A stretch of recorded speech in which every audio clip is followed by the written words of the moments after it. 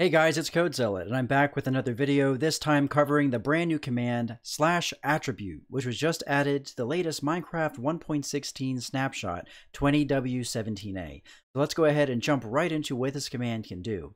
If you guys have ever tried to mess around with attributes, you know that you have to make an item, give it attribute modifiers, and then equip it to the player in order to do anything to the player's attributes.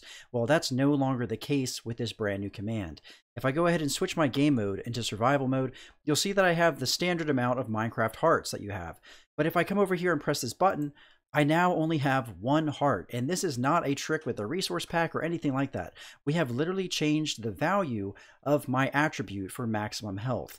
If I come over here and press this one, you can see that I have a ridiculous amount of hearts now, so much so that I can't even see the horse that's behind me. So if I go ahead and give myself an effect like saturation, you can see that this is in effect. I am actually getting these hearts. It's not a trick. This is working. So if we do 10 seconds at 255, these will fill up with real health. It's incredible. You can see how many hearts I'm getting. So let's go ahead and go back to our standard amount of hearts and check out something else.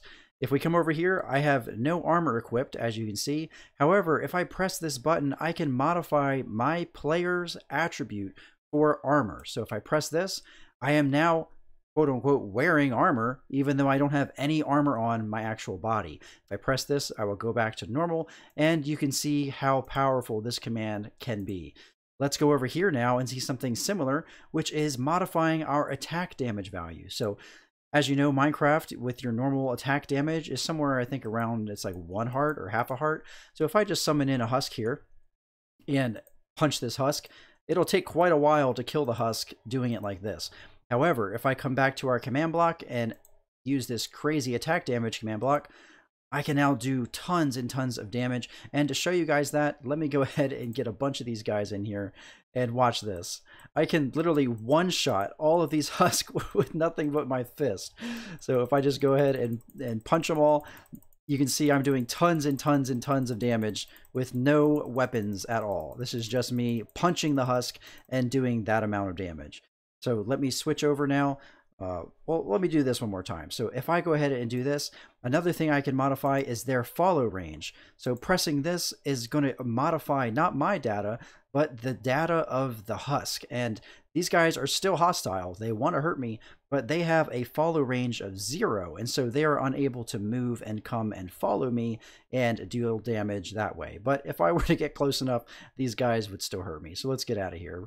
And I'm going to go ahead and get rid of them because I don't want to have to worry about it.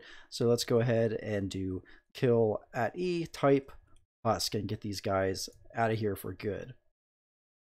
All right, next up is I want to show you guys something really awesome that I'm going to be incorporating into my Minecraft RPG Datapacks. Now, I know I put those videos out a while ago, but there's tons and tons of people who are telling me they really want those data packs. They want those download links that I've been promising. And I'm excited to tell you that I plan to, in May 2020, begin releasing those in some sort of basic form and then basically upgrading them as I go along. I've had some things get in the way of me finishing those projects, and so I'm excited to tell you guys that I am now dedicating my time in May to get back to that and to get those data packs into your guys' hands. And one of the features you can expect to see them into them one time in the near future is this sort of leveling system. So if I turn these on, you can see that my health is changing, and that's because I have some sort of leveling system set up here. It's very simple. If I just use scoreboard players set at S level and I set it to 1, you can see that I only have 5 hearts, and that is the maximum amount of hearts that I can have at this time. However, if I were to level up and become level 2, I would have 10 hearts, and if I were to become level 3, you can see that I would have even more. So this is a very simple example of the kind of thing you can do with this new attribute command. Now, if I come over here, let's look at another interesting thing that will also, I'm sure, show up in some capacity with the RPG stuff, which is this pig. This pig could become the best mount you've ever had. Right now, it's just a standard Minecraft pig. So if I get on this pig and I hold a carrot on a stick, you can see there's nothing special going on. We are just taking our sweet old time getting around this desert.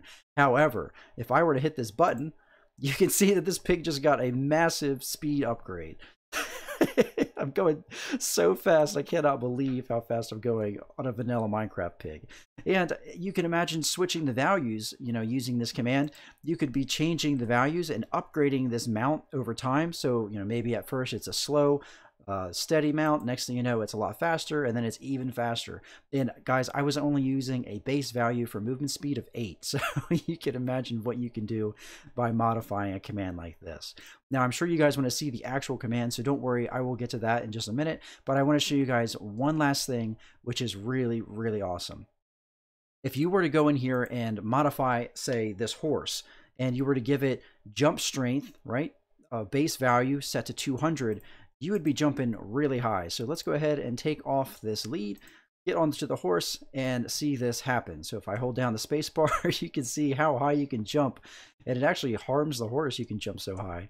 So this is me modifying the horse's base value for its jump strength. Now, what if you wanted to make your own attribute modifiers? Well, you can do it now with this new command. So if you don't know what this is inside of this command block, basically this is a UUID, and in Minecraft these are used to be unique identifiers for entities. So if I go ahead and get this, I'm just copied it, and I were to type out attribute, the command, we can see this new feature. So if I do attribute @s and say we want to modify our armor, I can now type out, instead of base, I can type out modifier, and then I can add a new modifier using a UUID.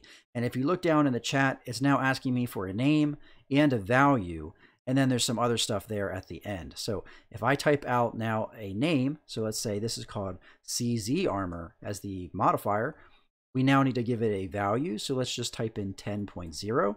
And then we need to say if we're going to add, if we're going to multiply, or multiply base. So we're just going to say add here.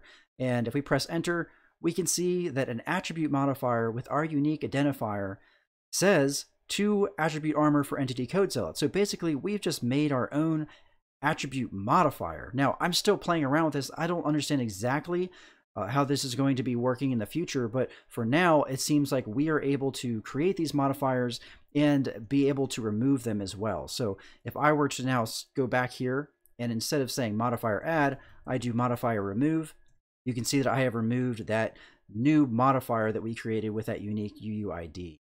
So that is pretty awesome. And if you guys don't know how to get a UUID, you can just Google, UUID generator to get your own unique identifiers to play around with this for yourself. Now, let's go ahead and look inside of some of these command blocks, because I'm sure you want to see what's happening.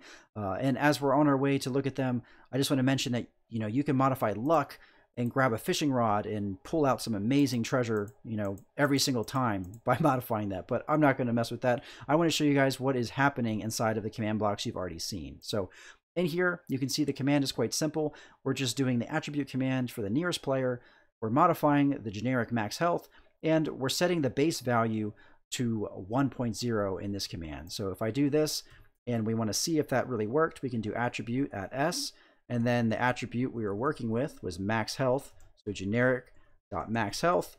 And then we can just type base get. And what this is going to do, it's going to return the value that is set for the base of this attribute. So if we do that, we are getting base 30.0. So if I go ahead now and press this command block, we should have it set to 1.0. So let's try this another time. And we're still getting that 30.0. I'm not sure why that's happening, because it shouldn't be, but that's how you would get the base value of an attribute. Now, if you wanted to get the value in general, you would do get. And what this will do is it will return the base value plus any modifiers that are currently attached to it. And there we are getting that base value of 30.0 as well. Let's go ahead now and hit this command block and see what happens. It should be set now to 20.0. And so if we run that max health get, we're still getting that glitchy 30.0. I think if I logged out and back in this snapshot, that would be fixed. I've heard that there's some glitches going on in that sense. So just a heads up, guys, you may have to log in and out, but this is how you do it. This is how it works. So you would do attribute @s and then get will return the value of the base plus any modifiers. And if you want just the base, you can do base get. And as we were looking at earlier, you have this modifier as well, and you can mess around with the value get. So let's go ahead now and do one last thing, which is give ourselves some armor, give ourselves some crazy attack damage, and go to survival mode. for one last fun thing to do and get a bunch of these husk in here and just see what we can do with nothing but our fist.